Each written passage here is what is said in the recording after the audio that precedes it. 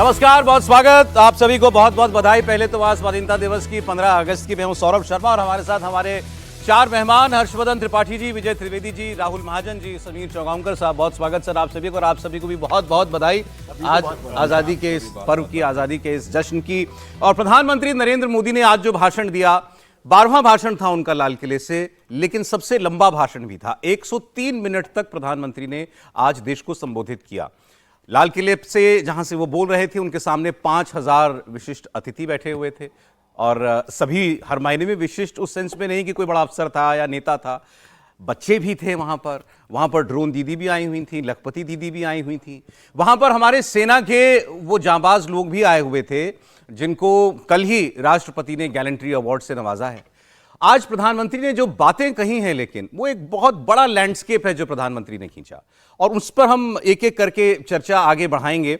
शुरुआत करना चाहते हैं उस एक बात से जिसने आज जिस बात ने सबका ध्यान अपनी ओर खींचा, क्योंकि प्रधानमंत्री ने यूं तो भारत की बहुत सी उपलब्धियां बताई, आने वाले वर्षों में भारत कौन से कीर्तिमान गढ़ेगा उसका भी जिक्र प्रधानमंत्री ने किया, लेकिन आज प्रधानमंत्री ने खतरे की ओर आगाह किया देश को। इसलिए हम शुरुआत उस प्रधानमंत्री की उस बात से कर रहे हैं। प्रधानमंत्री ने कहा, एक षड्यंत्र, एक सोची समझी साजिश के तहत देश की डेमोग्राफी को बदला जा रहा है। प्राइम मिनिस्टर ने कहा कि घुसपैठिए देश की नौजवानों की रोजी रोटी छीन रहे हैं, हमारी बेटियों को निशाने पर ले रहे हैं, हमारे आदिवासियों की जमीनें छीन रहे हैं। और फिर उन्होंने यह कहा कि दुनिया का कोई भी देश अपने देश को, खुद को घुसपैठियों के हवाले नहीं कर सकता है। तो यह एक ऐसा मुद्दा उन्होंने छेड़ दिया जो पूरे भारत में आप लोगों से बात करें तो उनके अंदर किसी तार को छेड़ता है।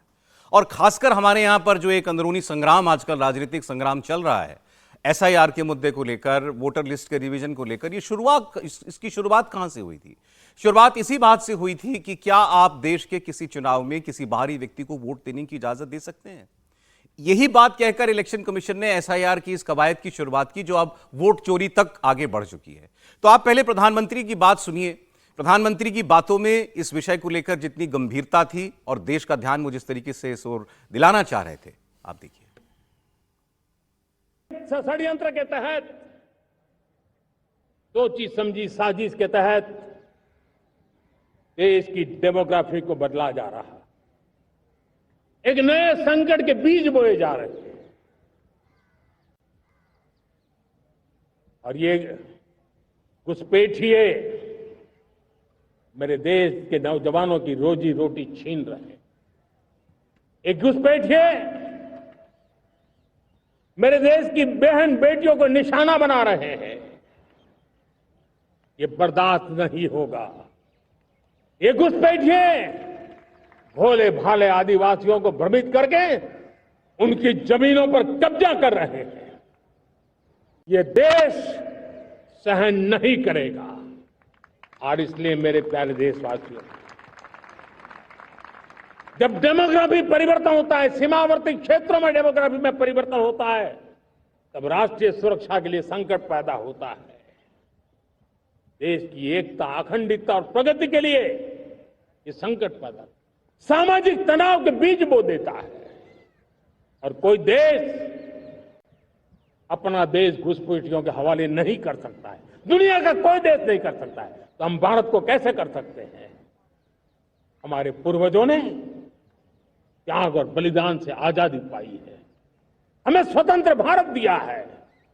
उन महापुरुषों के प्रति हमारा कर्तव्य है कि हम हमारे देश में ऐसी हरकतों को स्वीकार न करें।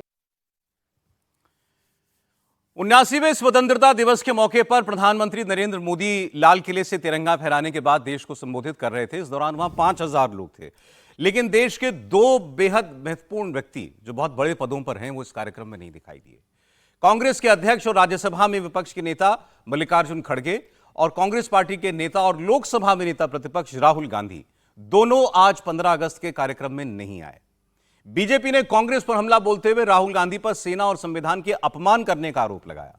राहुल गांधी और मल्लिकार्जुन खड़गे भले ही लाल किले पर आयोजित इस समारोह में शामिल न हुए हों, लेकिन कांग्रेस पार्टी मुख्यालय में जो कार्यक्रम था वहां वो जरूर पहुंचे थे। वहां उन्होंने झंडा भी फहराया। इनफैक्ट बारिश में भीग भी रहे थे राहुल गांधी, लेकिन उस वक्त उन्होंने झंडा भी फहराया, राष्ट्रगान भी हुआ, ये सब कुछ हुआ। लेकिन सवाल यह है कि फिर वो लाल किले पर जो कार्यक्रम हुआ वहां क्यों नहीं गए? और अभी प्रधानमंत्री जो बात कर रहे थे डेमोग्राफी चेंज की, घुसपैठियों की, आपने देखा कि जब बिहार से ये सारी बातें शुरू हुई तो विपक्ष ने ही पूछा कि आखिर कितने घुसपैठिए पकड़ लिए इलेक्शन कमीशन ने? कौन से बाहरी लोग थे? सब अंदर के ही लोग थे जिनको किसी न किसी बहाने इलेक्शन कमीशन ने वोटर लिस्ट से आउट कर दिया है। और उसके बाद अब यह विवाद हो जाना, दोनों की बात हम करते हैं। त्रिपाठी जी, प्रधानमंत्री ने आज बड़े एक गंभीर प्रश्न की ओर सबका ध्यान खींचा है। क्या ये आज की देश की राजनीति से भी जुड़ा हुआ है? सबसे पहले तो हम सभी को स्वतंत्र भारत में स्वतंत्र सोच के साथ रहने की जो ये सुविधा मिली हुई है, ये जो अद्भुत अवसर है, उसकी शुभकामनाएं। लेकिन इस स्वतंत्रता को, लोकतांत्रिक जो व्यवस्था है, उसको अपमानित करने का काम जो नेता प्रतिपक्ष ने किया है, ये कतई अनुचित है। और मैं और सारी बातें बाद में करूंगा। मुझे बड़ा विचित्र लगा, इससे पहले हमने देखा था एक अवसर पर जब मल्लिकार्जुन खड़गे जी के नाम की कुर्सी पर चिप्पी लगी रह गई और वो पता नहीं क्या उन्होंने कहा कि प्रोटोकॉल में हम पीछे रह जाएंगे, पहले पीएम जाएंगे, फिर गृह मंत्री, रक्षा मंत्री, ये लोग जाएंगे और हम पीछे रह जाएंगे, हम कांग्रेस कार्यालय नहीं पहुंच जाएंगे। आज फिर वो हुआ, न तो राहुल गांधी आए न मल्लिकार्जुन खड़गे आए। ये दुर्भाग्यपूर्ण है, शर्मनाक है।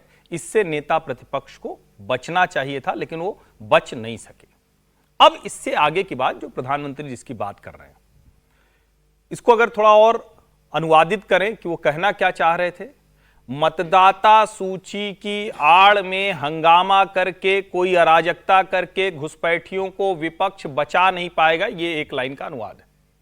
इसमें कोई भ्रम मत पालिए, वो जो साफ साफ कह रहे हैं, और ये आक्रामकता भी कम नहीं होने वाली है। लाल किले की प्राचीर से जब देश का प्रधानमंत्री बोलता है, दुर्भाग्य देश का यह रहा कि तत्कालीन प्रधानमंत्री इंदिरा गांधी से आज नरेंद्र मोदी, इंदिरा गांधी ने असम में अवैध बांग्लादेशी घुसपैठियों की समस्या का 70 के दशक में जिक्र किया था।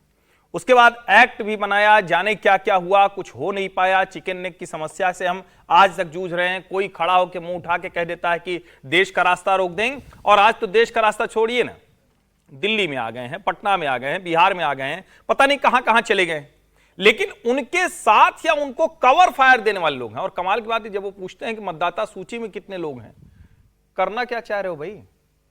आप उस प्रक्रिया को आगे बढ़ने में बाधा बन रहे हो। आप चाहते हो कि कोई न कोई आड़ ले ले, और 70 के दशक से अगर इस देश में घुसपैठिए घुसे हुए हैं तो उसके लिए तो बहुत कड़ा तंत्र चाहिए, उसके लिए तो एनआरसी जैसी कोशिश चाहिए। लेकिन आप तो सीए पर ही देश में दंगा करा देते हो। इसलिए डेमोग्राफी बदलने वाली, घुसपैठियों के आने वाली जो इस समस्या की तरफ प्रधानमंत्री कह रहे हैं, वो गंभीर समस्या है। और दुर्भाग्य से हमारे देश में विपक्ष के लोग कहीं न कहीं उसकी आड़ बन जाते हैं। ये बहुत खतरनाक। सीधे सीधे ये एसआईआर पर चल रहे हंगामे का जवाब था। 100% वही है कि आप जो ये कोशिश कर रहे हैं, ये अच्छी कोशिश नहीं है। हम पीछे नहीं हटने वाले हैं, और देश की आंतरिक सुरक्षा के लिहाज से बेहद महत्वपूर्ण है। जी विजय जी, देखिए, महत्वपूर्ण बयान है ये प्रधानमंत्री जी का डेमोग्राफी को लेकर, और लाल किले से बोल रहे हैं तो और ज़्यादा महत्वपूर्ण हो जाता है। और प्रधानमंत्री जी के भाषण के बाद मैंने देखा कि देश भर में कम से कम 9 राज्य और केंद्र शासित प्रदेश हैं जिनकी डेमोग्राफी बदली है आज़ादी के बाद। समझे? फैक्ट्स के हिसाब से देखें तो एक मेजर चेंज, मतलब डेमोग्राफी तो बदलती ही रहती है, सब चीज़ों की बदल रही है, लेकिन रिलीजियस डेमोग्राफी बदली 9 स्टेट्स इंक्लूडिंग सम यूटीज, और ये है। तो क्या उसको लेकर सरकार काम कर रही है? मैं इससे सहमत नहीं हूँ इस बात से कि एसआईआर का जवाब है ये। अच्छा, एसआईआर में तो एक भी घुसपैठिया भी नहीं बताया इलेक्शन कमीशन ने।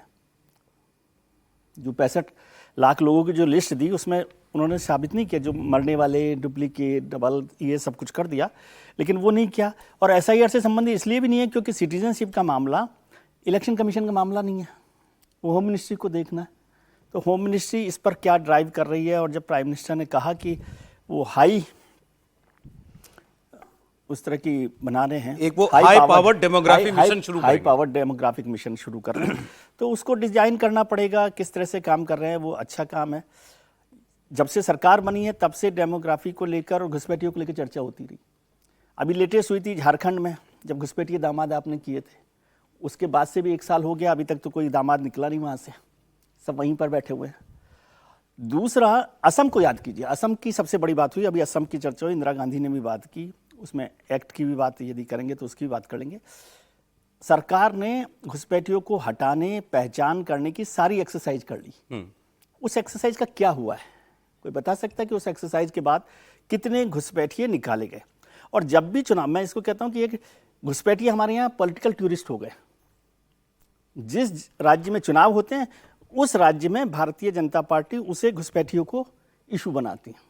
अब असम की चर्चा नहीं हो रही, अब तो झारखंड के घुसपैठियों दामाद की चर्चा नहीं हो रही, अब दिल्ली के घुसपैठियों की चर्चा नहीं हो रही, अब बिहार के होंगी, फिर उसके बाद वो दामाद बंगाल पहुंच जाएंगे, फिर उसके बाद वो असम पहुंच जाएंगे। तो इलेक्टोरल घुसपैठियों को और जो रियल घुसपैठिए उसमें कोई फर्क करके, और जब प्राइम मिनिस्टर कह रहे हैं कि हाई पावर्ड ये मिशन बना रहे हैं, डेमोग्राफिक मिशन बना रहे हैं, तो उस पर सरकार काम करे और पॉलिटिकल दबाव में नहीं आए। क्योंकि जो असम में हुआ उसको आप कहें कि पॉलिटिकल दबाव की वजह से आपने छोड़ दिया, छोड़ तो दिया है ना। अब आप कहें हंगामा कर रहे हैं, आपकी नीति है ना, पॉलिसी की बात है। तो ये पॉलिसी और देश के लिए फायदेमंद है कि कोई भी मेरे ख्याल से समर्थन नहीं करेगा कि सर मैं लेकिन एक बात कहना चाहता हूं, ये सवाल तो पूछें सरकार से जरूर, और राज्य की सरकार से भी पूछें कि कितने घुसपैठिए पकड़े, हाँ। और आपने कितने वापस धकेले, या कितने इनके देशों को, बांग्लादेश को कितने, और रोहिंग्या कितने, जो भी है जिसको भी। हाँ। लेकिन बात कर कौन रहा है घुसपैठियों की? ये भी तो हम ईमानदारी से इस सवाल का जवाब दें। देश में कौन से राजनीतिक दल बात कर रहे हैं कि घुसपैठिया एक बहुत बड़ी समस्या हमारे ये देश सवाल के ही अंदर नहीं है। जब आप सरकार में हैं और आप तय कर रहे हैं तो आप उसको एग्जीक्यूट करिए ना। सर आपके देश की राज्य सरकारें लड़ रही हैं कि हमारे नागरिकों को घुसपैठिया बता करके पकड़ा जा रहा है। सुप्रीम कोर्ट, कल सुप्रीम कोर्ट में एक पिटीशन डाली गई, आपको जानना चाहिए। सुप्रीम कोर्ट में पिटीशन डाली गई, प्रशांत भूषण उस पिटीशन को लेकर के गए और उन्होंने कहा कि बंगाली भाषी लोगों को बांग्लादेशी बता करके डिटेन किया जा रहा है, इनकी डिटेंशन पर रोक लगनी चाहिए। सुप्रीम कोर्ट ने साफ इनकार कर दिया, और सुप्रीम कोर्ट ने कहा कि अगर वो व्यक्ति मान लीजिए बांग्लादेशी ही है और हम उसको डिटेन नहीं करते हैं तो वो तो गायब हो जाएगा। मना कर दिया सुप्रीम कोर्ट ने, नहीं पकड़ा जाना चाहिए, अगर कोई भी संदिग्ध है तो पकड़ा जाना चाहिए। आपकी सरकारें लड़ रही हैं, केंद्र सरकार से लड़ रही हैं कि ये बंद कीजिए। सर असम में तो आप ही की सरकार थी, केंद्र में भी असम में भी, दोनों जगह। एक्सक्यूज तो बहुत सारे दे सकते हो आप कोई भी नहीं काम करने के, समझे। असम में जब ये फैसला हुआ, जब एनआरसी हुई, जो आइडेंटिफाई हुए 19 लाख लोग, उन घुसपैठियों का क्या हुआ, किसने विरोध किया, कौन सी सरकार थी वहां पर? आपकी सरकार है, भारतीय जनता पार्टी की सरकार है। उसका जवाब दीजिए एक राज्य को, बाकी छोड़िए। चलो जो लोग विपक्षी पार्टियां हैं वो विरोध कर रही हैं, असम में भारतीय जनता पार्टी की सरकार है, क्या घुसपैठियों को हटा दिया गया वहां से? सही समीर जी। देखिए विजय जी जरूर आसाम का बार बार जिक्र कर रहे हैं, मैं 2-3 पुराने उदाहरण के साथ शुरू करूंगा ये पूरे घुसपैठियों की बात। 1971 में जो पूर्वी पाकिस्तान था, जब वो बांग्लादेश बना, तो उसके पहले जब वो टिक्का खान ने वहाँ बहुत ज़्यादा अत्याचार किया तो वहाँ से सब शरणार्थी भारत की तरफ भागे। 1 करोड़ से ज़्यादा लोग आए। जब बांग्लादेश बना और जब इंदिरा गांधी से कहा गया कि भाई अब इन शरणार्थियों को वापस भेजा जाए, तो इंदिरा गांधी ने कहा जो आ गए हैं, जो यहाँ रह रहे हैं, उन्हें यहाँ बसने दो। उस समय स्पष्ट इंदिरा गांधी का निर्देश था कि जो आसाम में आकर बस गए और दूसरे हिस्से में आके बस गए, अब इन्हें यहाँ बसने दो, यहाँ रहने खाने दो उनको। अब उनको वापस भेजने की बहुत जरूरत नहीं है। आसाम में जब मुख्यमंत्री ने कहा, कांग्रेस के मुख्यमंत्री थे, उन्होंने कहा कि इसके कारण पूरी यहाँ की डेमोग्राफी बदल रही है, यहाँ के लोकल लोगों का पूरा अधिकार जा रहा है, मैं इन्हें यहाँ स्वीकार नहीं कर सकता हूं, या तो मैं कांग्रेस छोड़ूंगा या इन्हें यहाँ से निकालना पड़ेगा। उसके बाद इंदिरा गांधी ने कहा ऐसे आपको लगता है तो आसाम से आप निकालिए, पूरे देश में हम घुसपैठियों को निकालने के लिए कोई मुहिम शुरू नहीं करेंगे, जो जहां बस गया उसको वहां बसने देंगे। तो उस समय के जो घुसपैठी आ गए थे, और उसके बाद जो लगातार सरकारों ने जिस तरीके से बॉर्डर पर किसी तरह की कोई कोशिश नहीं की, लगातार आते रहे, उसका परिणाम आज भुगत रहे हैं। और प्रधानमंत्री मोदी ने तो आज बहुत स्पष्ट कहा ना कि आबादी अगर बदलेगी तो देश की डेमोग्राफी बदलेगी, और ये बहुत सुनियोजित तरीके से लंबे समय से चला रहा था। आसाम की बात है, आसाम में तो केंद्र सरकार ने, अमित शाह 4 बार आसाम गए, चारों बार उन्होंने इस बात का जिक्र करा, जो एनआरसी को लेके हुआ, जो तमाम तरीके हेमंत शर्मा ने वहां जो कहा कि भाई यहाँ के जो घुसपैठियों को बाहर करना है, सरकार ने किया है ना। 1900 से ज्यादा लोगों को वहां से निकाल के बाहर किया है। सर नहीं, वो पूछ रहे हैं एनआरसी में असम में 19 लाख लोग नाम सामने आए थे, उन 19 लाख लोगों का क्या हुआ, और क्या ये बात सच नहीं है? क्योंकि उसमें बहुत बड़ी संख्या में हिंदू थे, हिंदू बांग्लादेशी थे, इसीलिए उस पर कोई कार्रवाई नहीं हुई। नहीं, लेकिन उसके ऊपर सुप्रीम कोर्ट में लोग चले गए ना, उसके खिलाफ हुआ कि भाई ये कई नागरिक है जिनका बनाया नहीं, सुप्रीम कोर्ट गए, मामला भी वो सुप्रीम कोर्ट में। और जो डिक्लेयर हो गए थे 2850 लोग, उनको तो सरकार ने बाहर कर दिया है, इस देश से निकाल दिया। और जो 19 लाख लोग निकले, उनकी भी जांच होगी, सुप्रीम कोर्ट में मामला है, और सरकार को लगेगा ये वाकई घुसपैठी है, तो एक दिन वो भी देश से बाहर जाएंगे। ये उम्मीद कर लेना कि 11 साल की मोदी सरकार में देश से सारे घुसपैठे निकल जाएंगे। 70 साल से जो देश के अंदर बैठ रहे थे, उन्हें निकालने में थोड़ा समय लगेगा। एक तो सबसे पहले ये कि इंदिरा गांधी ने 70 के दशक में कहा और पहली बार कोई सरकार बांग्लादेशी घुसपैठियों को पहचान करके बाहर निकाल के भेज रही है। वो संख्या 1000 है, 2000 है, 4000 है, आप इस पे बहस कर सकते हैं। लेकिन जिस वक्त ये सरकार ये कर रही है, लोग क्या कर रहे हैं उसको जानिए। एक का उदाहरण अभी सौरभ जी ने बताया कि कोई गए थे, वो हमको तो मेरा ये मानना है कि ऐसी याचिका करने वाले को न्यायालय को जेल भेजना चाहिए, लेकिन न्यायालय है वो तय करेगा, उनके जो सामने रहता है उससे करते हैं। लेकिन उससे आगे खतरनाक बात आप सुनिए। एक सज्जन याचिका लेकर गए और बड़े बड़े वकील, जितने बड़े वकील आपको, जितने एक तरह से कहें आपको जो लगता है कि इस पे भी कैसे कोई वकील जा सकता है, उन सारी याचिकाओं में वही वकील होते हैं। उन्होंने क्या कहा जानते हैं? उन्होंने कहा सोचिए कितनी निर्दयी अमानवीय हमारी भारत सरकार, मोदी सरकार हो गई है कि रोहिंग्या घुसपैठियों को हाथ पैर उनका बांध दे रही है और बांध के समुद्र में प्रवाहित कर दे रही है। ये पिटीशन गई सुप्रीम ये कोर्ट? पिटीशन गई। इस हद तक घुसपैठियों के साथ खड़े लोग हैं। और मैं ये जो कह रहा हूं इसको आप खोज कर इसको पहचानिए, फिर ये डिबेट आगे बढ़ेगी। अब एक और याद दिला देता हूं, 2005 में अगर बांग्लादेशी घुसपैठिए बंगाल की समस्या थे, पश्चिम बंगाल की, और उस वक्त ममता जी पेपर उछाल रही थी लोकसभा में, तो आज कैसे वो सारे के सारे गायब हो गए? आज फिरहाद हकीम क्या बोल रहे हैं? आज कैसे कहा जा रहा है कि यहां डेमोग्राफी चेंज हो जाएगी? इसका मतलब हुआ देश में दो तरह की फोर्सेज हैं। एक जो इस खतरे को पहचान रही है, उसके खिलाफ लड़ रही है, प्रक्रिया तंत्र बहुत अच्छी नहीं है, हमें भी मोदी सरकार, हम भी उम्मीद करते हैं कि और निकाल कर फेंकना चाहिए, तो नहीं कर पाई है भी सरकार। दूसरा तंत्र कौन सा है? इसी की आड़ लेकर उन घुसपैठियों को बचा रहा है, इसी की आड़ लेकर देश के लोगों के मन में दूसरे तरह के संदेह पैदा कर रहा है। दो तरह की फोर्सेज हैं, तय कीजिए आप। एक लाइन में जोड़ दूं, भारत सरकार की एक लाइन केवल जोड़ देता हूं। भारत सरकार के गृह मंत्रालय ने कहा है, the home ministry does not have any definitive number of infiltrators. मैं अब इसमें आगे बता देता हूँ। दो बातें हैं इसकी। एक तो ये बात है कि डेमोग्राफी चेंज की बात है, दूसरी है घुसपैठियों की बात है। पिछले 15 साल में ऐसा कोई डेटा नहीं है कि कितने घुसपैठिए जो है देश से बाहर निकाले गए हैं, लेकिन यूएस का डेटा है 15,000 से ज़्यादा भारतीय जो है उनको इलीगली जो यूएस में गए थे उनको निकाला गया है। तो भारत सरकार को ये डेटा ज़रूर देना चाहिए कि अगर आइडेंटिफाई हुए हैं, और ये बात भी सही है कि 1.2 मिलियन से लगभग 20 मिलियन तक ये एक डेटा है कि इतने जो है घुसपैठिए 2 करोड़ लोग तक हो सकते हैं घुसपैठिए हैं। अब बात आती है कि इच्छा शक्ति और घुसपैठिए अंदर कैसे आते हैं, इसकी जिम्मेदारी भी अलग अलग है।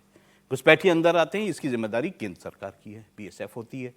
बीएसएफ की जिम्मेदारी है कि कोई अंदर ना आ सके। अब ये बोला जा सकता है पोरस बॉर्डर है इसलिए अंदर आ जाते हैं, लेकिन तब भी आइडेंटिफाई करना स्टेट की गवर्नमेंट की है और वो सेंटर को बताए और बाहर निकाले, पर ऐसा हो नहीं रहा है। दूसरी बात अभी हम कर रहे थे, एसआईआर की बात कर रहे थे कि एसआईआर जो है वो इसी तरह की एक्सरसाइज है। मुझे लगता है कि हमें इस एसआईआर की एक्सरसाइज को इससे अलग करके देखना जरूर चाहिए। जहां तक इलेक्शन कमीशन का सवाल है, मैं ये मानता हूं इलेक्शन कमीशन सही ढंग से बिल्कुल काम नहीं कर रहा, बिल्कुल नहीं कर रहा। सुप्रीम कोर्ट में जिस तरह की बातें आई हैं, जिस तरह से अभी पानीपत में इलेक्शन हुआ, उसका पंचायत चुनाव का, उसमें जिस तरह से ईवीएम को दोबारा देखा गया और उसमें जिस तरह से हार जीत का फैसला हुआ, क्या इलेक्शन कमीशन सही काम कर रहा है? इलेक्शन कमीशन जो है, क्या जो लोगों की बात आ रही है कि इतनी डुप्लीकेट है, इतना ये है, सही काम जहां कर रहा तक मैंने जितनी वो खबर पढ़ी, वो किसी एक पोलिंग एजेंट की गलती के साथ गिनती हुई बताई गई है। गिनती मतलब हुई इलेक्शन कमीशन, उसमें ईवीएम टेम्पर नहीं हुई थी। टेम्पर नहीं, मैं बोल ही नहीं रहा टेम्पर, तो इलेक्शन कमीशन दे रहा है ना। मैंने कहा ही नहीं टेम्पर हो रहा है। मैंने तो ये कहा कि इलेक्शन कमीशन के अंदर था ना चुनाव, ईवीएम में गिनती हुई, दोबारा गिनती हुई तो अलग हो गया। कैसे हो गया भाई? आप उसको कंडक्ट करवा रहे थे ना। जो अनॉमलीज सामने आ रही हैं, मैं ये नहीं मानता कि चोरी हो रही है वोट की, लेकिन जो अनॉमलीज सामने आ रही हैं वो साफ दिखाती है कि इलेक्शन कमीशन बिल्कुल खराब काम कर रहा है। इलेक्शन कमीशन जो एक्सरसाइज बिहार में कर रहा है उसमें कुछ कमियां त्रुटियां जो हैं वो हर आदमी उजागर कर रहा है, इसमें कोई शक नहीं। लेकिन चलिए, आपने अच्छा याद दिला दिया, मैं इस मुद्दे पर आ जाता हूं, या मैं आपको आगे दिखाऊंगी क्योंकि उस पर फिर लंबी बात होगी। इलेक्शन कमीशन की जहां तक बात है, कल सुप्रीम कोर्ट ने कहा 65 लाख लोगों के नाम आप जिला स्तर पर वेबसाइट पर डालिए। सबको पता होना चाहिए कि कितने लाख लोगों के जिनके नाम कटे हैं, किस वजह से कटे हैं, और फिर उन लोगों की आइडेंटिफिकेशन के लिए आप आधार को मान्य भी मान लीजिए, या अगर वो आपको आधार देते हैं अपनी पहचान के तौर पर तो आप उसको स्वीकार कीजिए। लेकिन ये केवल इन 65 लाख लोगों के केसेस में ही मान्य होगा। आधार की मैं बात कर रहा हूं। कल से ही हमारे यहाँ ये भी जद्दोजहद चल रही है, कांग्रेस पार्टी इसको अपनी जीत और इलेक्शन कमीशन के मुंह पर तमाचा बता रही है। बीजेपी कह रही है कि आप तो गए थे एसआईआर की कार्रवाई पूरी तरीके से रद्द करवाने के लिए सुप्रीम कोर्ट में, सुप्रीम कोर्ट ने तो इस पर अभी तक कोई रोक लगाई नहीं है। कैसे देखेंगे त्रिपाठी जी इसको, इस आदेश को? देखिए, सबसे पहले तो ये कि ये जो आपने बताया ना कि 65 लाख उन लोगों को आधार की इजाज़त दी है सुप्रीम कोर्ट ने जो और कोई कागज़ नहीं दे पा रहे हैं। तो पहली बात ये कि ये सारे डाउटफुल लोग हैं। हमें नहीं लगता कि देश में कौन सा ऐसा व्यक्ति होगा जिसके पास आधार तो होगा लेकिन दूसरा कोई कागज़ नहीं होगा।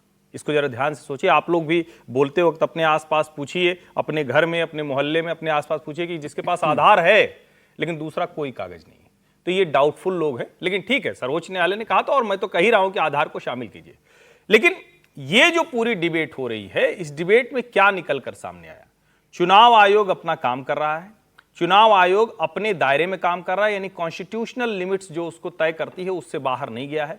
चुनाव आयोग ने जो 11 कागज कह दिए वो मतदाताओं के लिए ज्यादा हितैषी है, बेहतर है, क्योंकि पहले 3 था, फिर 7 हुआ, अब 11 हो गया जी। चुनाव आयोग ने सबसे पहले बिहार में क्यों कराया इसकी भी वजह दे दी, पूरे देश में वो कराएगा ये कह रहा है। इसके बावजूद इसको संदेह में डालने वाले लोग कौन हैं? उनको लोकतंत्र पर भरोसा नहीं है क्या? वरना झूठे मृत लोगों के साथ चाय पी रहे हैं, अब पता नहीं और कौन कौन सा सुख आगे मिलने वाला है। तो इस तरह की जब चीजें आप करते हैं तो दरअसल आप सिर्फ और सिर्फ पूरे सुप्रीम कोर्ट का कल का आदेश इलेक्शन कमीशन के लिए सेटबैक नहीं था। नहीं, मैं सेटबैक नहीं मानता हूं, मैं मानता हूं ठीक है, ये आखिर प्रक्रिया तो बहुत साफ है ना, उसको सुधार करना होगा तो कहेंगे। सुप्रीम कोर्ट ने तो मना किया, इलेक्शन कमीशन ने मना किया था कि ये डेटा जारी करने के लिए हम बाध्य नहीं है, कोई नियम नहीं है। इलेक्शन कमीशन ने आधार के लिए मना किया, लेकिन सुप्रीम कोर्ट कह रहा है कि इन लोगों के लिए करिए। अब उसके बाद स्क्रूटनी करने का अधिकार तो किसके पास होगा? स्क्रूटनी करने का अधिकार जब आधार वो लेकर आएंगे तो स्क्रूटनी तो यही चुनाव आयोग करेगा ना, स्क्रूटनी करना करेगा ना वो। इसका मतलब ये नहीं कहा कि इनको आप स्वीकार कर लीजिए, इसको आप समझिए। मैं फिर कह रहा हूं, ये दोनों तरफ की हार जीत का मसला नहीं, इसमें हारे सिर्फ अराजकतावादी हैं। ये जो नेता इसके नाम पर अराजकता फैला रहे हैं, वरना अगर चुनाव के जो मतदाता सूची है उसमें कोई गड़बड़ है उसको दुरुस्त तो करना ही पड़ेगा भाई। सर्वोच्च न्यायालय है, चुनाव आयोग के लिए जो निर्देश किया उसको करना पड़ेगा। ब्रेक के बाद बात कर लेते हैं सर। अभी आपने जो